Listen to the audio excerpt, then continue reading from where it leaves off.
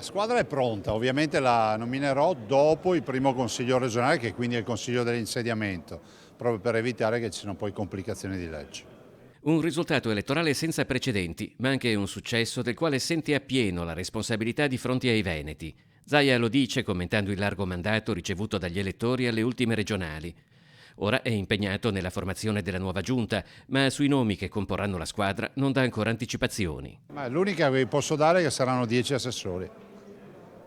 Ma verranno conteggiati anche dividendo lista Zaia con Lega. Ma si figuri, assolutamente no.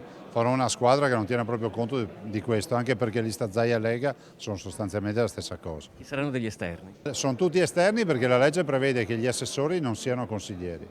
Con l'ultima tornata elettorale si è rafforzato l'asse tra Palazzo Balbi e Caffarsetti, Zaia e Brugnaro, Regione e Comune di Venezia.